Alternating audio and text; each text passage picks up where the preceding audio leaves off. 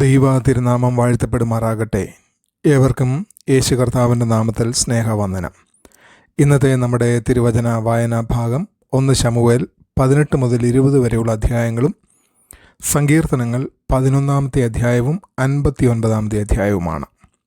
ഈ ഭാഗങ്ങൾ പരസ്പരം അതിമനോഹരമായ പൂരകങ്ങളാകുന്നു. 1 ശമൂവേൽ ദാവീദ് ശൗലിനാൽ പീഡിപ്പിക്കപ്പെട്ട ചരിത്ര സംഭവങ്ങൾ വിവരിക്കുമ്പോൾ സങ്കീർത്തനങ്ങൾ 11-ഉം 59-ഉം ആ സംഭവങ്ങളുടെ നടുവിൽ ദാവീദിൻ്റെ ഹൃദയത്തിൻ്റെ ജാലകം നമുക്ക് തുറന്നു തരുന്നു. എന്ത് സംഭവിച്ചു എന്ന് മാത്രമല്ല, അത് സംഭവിച്ചുകൊണ്ടിരിക്കുമ്പോൾ ദാവീദ് എങ്ങനെ പ്രാർത്ഥിച്ചു എന്ന് നാം കേൾക്കുന്നു. ഈ അധ്യായങ്ങളിലെ പ്രധാന സന്ദേശം ഇതാണ്: ദൈവം തൻ്റെ ദാസന്മാരെ സിംഹാസനത്തിനായി ഒരുക്കുന്നത് പലപ്പോഴും കഷ്ടതയുടെ പാഠശാലയിലൂടെയാണ്. ദാവീദ് കിരീടം ധരിക്കുന്നതിന് മുമ്പ് തിരസ്കാരത്തിൻ്റെയും വഞ്ചനയുടെയും ജീവാപായത്തിൻ്റെയും ഭാരം ചുമന്നു. 1 ശമൂവേൽ 18-ാമത്തെ അധ്യായം ഗോലിയാത്തിനെ തോൽപ്പിച്ച ശേഷം ദാവീദ് ഇസ്രായേലിൻ്റെ ദേശീയ നായകനായി മാറുന്നു. യോനാഥാനുമായുള്ള അവൻ്റെ സൗഹൃദം തിരുവെഴുത്തിലെ ഏറ്റവും മനോഹരമായ ഉടമ്പടി സൗഹൃദങ്ങളിൽ ഒന്നായി വളരുന്നു. യോനാഥാൻ തൻ്റെ അങ്കി, കവചം, വാൾ, വില്ല്, അരപ്പട്ട എന്നിവ ദാവീദിന് നൽകുന്നു. അതൊരു സമ്മാനം മാത്രമായിരുന്നില്ല, രാജ്യം ഒടുവിൽ ദാവീദിനാണ് ലഭിക്കുകയെന്ന സത്യത്തിൻ്റെ പ്രതീകാത്മക അംഗീകാരമായിരുന്നു.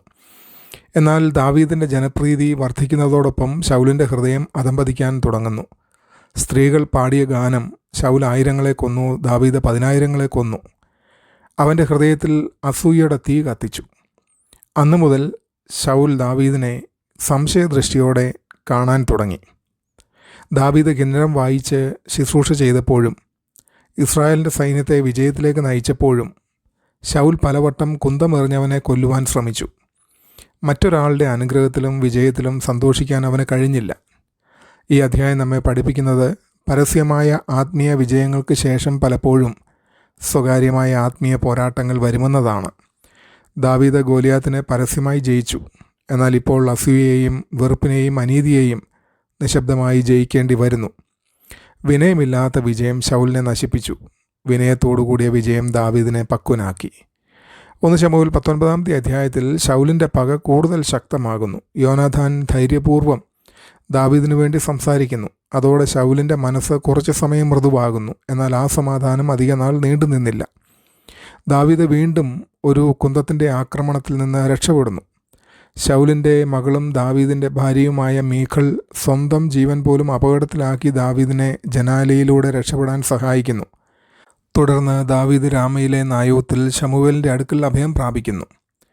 ദാവീദിനെ പിടികൂടാൻ ശൗൽ അയച്ച സൈനിക സംഘങ്ങൾ ദൈവാത്മാവിനാൽ ആവൃതരായി പ്രവചിക്കാൻ തുടങ്ങി. ഒടുവിൽ ശൗൽ തന്നെയും അതേ അനുഭവത്തിലൂടെ കടന്നു പോകുന്നു. എത്ര വലിയ വിരോധാഭാസം! സ്വന്തം കോപത്തെ നിയന്ത്രിക്കാൻ കഴിയാത്ത രാജാവിന് ദൈവത്തിൻ്റെ പരമാധികാരത്തെ എതിർക്കാൻ കഴിഞ്ഞില്ല. ഈ അധ്യായം നമ്മെ പഠിപ്പിക്കുന്നത് മനുഷ്യൻ്റെ യാതൊരു പദ്ധതിക്കും സാധിക്കാത്ത വിധം ദൈവം തൻ്റെ ദാസന്മാരെ സംരക്ഷിക്കാൻ കഴിവുള്ളവനാണെന്നാണ്. ശത്രുക്കളും ദൈവത്തിൻ്റെ പരമാധികാരത്തിന് കീഴിലാണ്. 59-ാമത്തെ സങ്കീർത്തനം ഈ പ്രതിസന്ധിയിലൂടെയുള്ള ദാവീദിൻ്റെ പ്രാർത്ഥനയാണ്. ഈ സങ്കീർത്തനത്തിൻ്റെ തലക്കെട്ട് തന്നെ ഇതേത് സാഹചര്യത്തിലാണ് എഴുതപ്പെട്ടതെന്ന് വ്യക്തമാക്കുന്നു. ദാവീദിനെ കൊല്ലുവാൻ ശൗൽ അവൻ്റെ വീട്ടിന് ചുറ്റും ആളുകളെ കാവൽ നിർത്തിയപ്പോൾ 1 ശമൂവേൽ 19-ാമത്തെ അധ്യായം ദാവീദ് ഈ സങ്കീർത്തനം രചിച്ചു. ഇവിടെ ചരിത്രത്തിൽ നിന്ന് നാം ദാവീദിൻ്റെ പ്രാർത്ഥനാമുറിയിലേക്ക് പ്രവേശിക്കുന്നു. രാത്രിയിൽ വീട്ടിനെ ചുറ്റി നടക്കുന്ന കാട്ടുനായ്ക്കളെപ്പോലെയാണ് തൻ്റെ ശത്രുക്കളെ ദാവീദ് ചിത്രീകരിക്കുന്നത്. എന്നാൽ പ്രതികാരം തേടുന്നതിന് പകരം അവൻ പ്രാർത്ഥിക്കുന്നു: എന്നെ വിടുവിക്കണമേ, എന്നെ കാത്തുകൊള്ളണമേ, എനിക്ക് അഭയകോട്ടയായിരിക്കണമേ. ഇവിടെയുള്ള വൈരുദ്ധ്യം ശ്രദ്ധിക്കുക. വീടിന് പുറത്ത് ശത്രുക്കൾ അവനെ വളഞ്ഞിരിക്കുന്നു. ദാവീദിൻ്റെ ഹൃദയത്തിനുള്ളിൽ വിശ്വാസം അവനെ വളഞ്ഞിരിക്കുന്നു. ഭയത്തേക്കാൾ വലിയതാകാൻ തൻ്റെ ദൈവവിശ്വാസത്തെ ദാവീദ് അനുവദിച്ചു, ഭയത്തെ അല്ല. ഈ സങ്കീർത്തനം ഉത്കണ്ഠയിലല്ല, ആരാധനയിലാണ് അവസാനിക്കുന്നത്. ഞാൻ നിൻ്റെ ശക്തിയെക്കുറിച്ച് പാടും, നീ എൻ്റെ കോട്ടയാകുന്നു. പ്രാർത്ഥനയെക്കുറിച്ചുള്ള ഏറ്റവും വലിയ പാഠങ്ങളിൽ ഒന്നാണിത്. പ്രാർത്ഥന എല്ലാ സാഹചര്യങ്ങളെയും ഉടനെ മാറ്റണമെന്നില്ല. എന്നാൽ പ്രാർത്ഥിക്കുന്ന മനുഷ്യൻ്റെ ഉള്ളിനെ അത് മാറ്റുന്നു. 20-ാമത്തെ അധ്യായത്തിൽ ഈ അധ്യായത്തിൻ്റെ കേന്ദ്ര വിഷയം ദാവീദും യോനാഥാനും തമ്മിലുള്ള അസാധാരണമായ സൗഹൃദമാണ്. യോനാഥാൻ ജീവിതത്തിലെ ഏറ്റവും വലിയ സംഘർഷങ്ങളിൽ ഒന്നിനെ നേരിടുന്നു. പിതാവിനോടുള്ള വിശ്വസ്തതയോ ദൈവം അഭിഷേകം ചെയ്തവനോടുള്ള വിശ്വസ്തതയോ? അവൻ കുടുംബ ബന്ധത്തേക്കാൾ ദൈവഹിതത്തെ തിരഞ്ഞെടുക്കുന്നു. അമ്പുകളുടെ രഹസ്യ സൂചനയിലൂടെ യോനാഥാൻ ശൗൽ ദാവീദിനെ കൊല്ലാൻ ഉറച്ച തീരുമാനത്തിലെത്തിയെന്ന് അറിയിക്കുന്നു. അവരുടെ വിടപറയിൽ അത്യന്തം ഹൃദയസ്പർശിയാണ്. അവർ പരസ്പരം ആലിംഗനം ചെയ്യുകയും കരയുകയും യഹോവയുടെ സന്നിധിയിൽ ഉടമ്പടി പുതുക്കുകയും ചെയ്യുന്നു.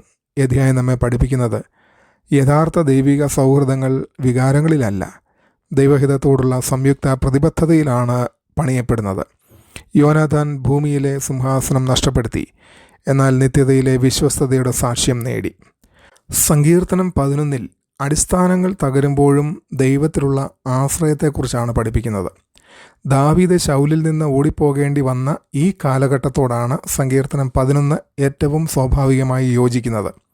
ഈ സങ്കീർത്തനത്തിൻ്റെ ആരംഭ ചോദ്യം അത്യന്തം ശക്തമാണ്. അടിസ്ഥാനങ്ങൾ തകർന്നാൽ നീതിമാൻ എന്ത് ചെയ്യും? ദാവീദിൻ്റെ മറുപടി ഇങ്ങനെയാണ്: യഹോവ തൻ്റെ വിശുദ്ധ മന്ദിരത്തിലിരിക്കുന്നു, യഹോവയുടെ സിംഹാസനം സ്വർഗത്തിലാണ്. ഭൂമിയിലെ സിംഹാസനത്തിൽ അസ്ഥിരനായ ശൗലിന് ഇരിക്കാം, എന്നാൽ സ്വർഗത്തിലെ സിംഹാസനത്തിൽ പരമാധികാരിയായ ദൈവമാണ് വാഴുന്നത്. ഭരണകൂടങ്ങൾ കുലുങ്ങാം, ബന്ധങ്ങൾ തകരാം, നീതി വൈകുന്നത് പോലെ തോന്നാം, എന്നാൽ ദൈവത്തിൻ്റെ സിംഹാസനം ഒരിക്കലും കുലുങ്ങുന്നില്ല. ഭൂമിയിലെ അരാജകത്വത്തിനു മുകളിൽ സ്വർഗീയ പരമാധികാരത്തിലേക്കാണ് ദാവീദ് തൻ്റെ ദൃഷ്ടി ഉയർത്തുന്നത്.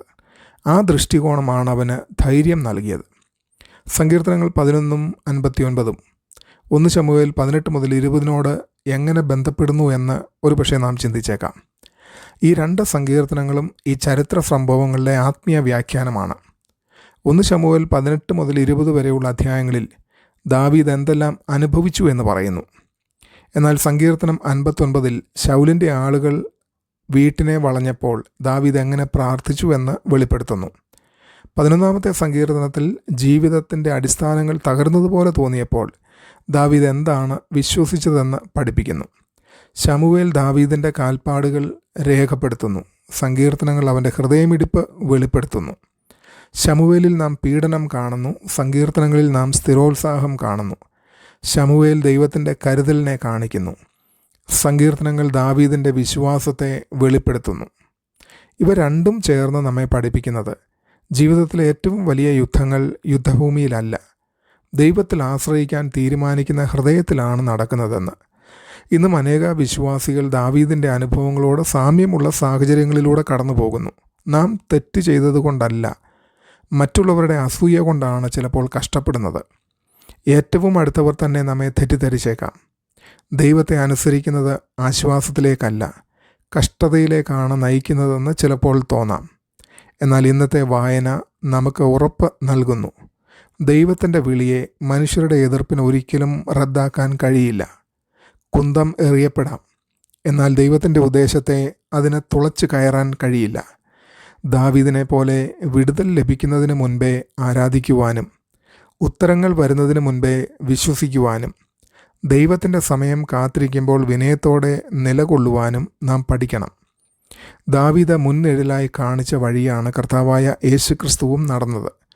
അവനും സ്വന്തക്കാരാൽ നിരസിക്കപ്പെട്ടു, അടുത്തുള്ളവരാൽ ഒറ്റിക്കൊടുക്കപ്പെട്ടു, ശത്രുക്കളാൽ വേട്ടയാടപ്പെട്ടു. എങ്കിലും പൂർണ്ണമായി തന്നെ പിതാവിൻ്റെ കരങ്ങളിൽ ഏൽപ്പിച്ചു. അതിനാൽ ദാവീദിൻ്റെ കഷ്ടതകൾ യഥാർത്ഥ അഭിഷിക്ത രാജാവായ ക്രിസ്തുവിലാണ് ഒടുവിൽ വിരൽ ചൂണ്ടുന്നത്. മറ്റുള്ളവർ എന്നേക്കാൾ അധികം അനുഗ്രഹിക്കപ്പെടുമ്പോൾ ഞാൻ എങ്ങനെ പ്രതികരിക്കുന്നു? എൻ്റെ ജീവിതത്തിൻ്റെ അടിസ്ഥാനങ്ങൾ കുലുങ്ങുന്നത് പോലെ തോന്നുമ്പോൾ എൻ്റെ ദൃഷ്ടി എവിടെയാണ് ഉറയ്ക്കുന്നത്? ദാവീദിൻ്റെ വിനയവും യോനാഥാൻ്റെ വിശ്വസ്തതയും, സങ്കീർത്തനം 11 അചഞ്ചലമായ ദൈവവിശ്വാസവും, സങ്കീർത്തനം 59 പ്രാർത്ഥനാപൂർണമായ വിശ്വാസവും കർത്താവ് നമുക്കെല്ലാവർക്കും നൽകട്ടെ. ജീവിതം കുന്തങ്ങളാലും ശത്രുക്കളാലും ചുറ്റപ്പെട്ടിരിക്കുമ്പോഴും നമുക്കും ഇങ്ങനെ പാടാൻ കഴിയട്ടെ: ദൈവം എൻ്റെ അഭയവും എൻ്റെ കോട്ടയും എൻ്റെ പ്രത്യാശയും ആകുന്നു. ദൈവം നമ്മെ എല്ലാവരെയും അനുഗ്രഹിക്കട്ടെ. ആമേൻ.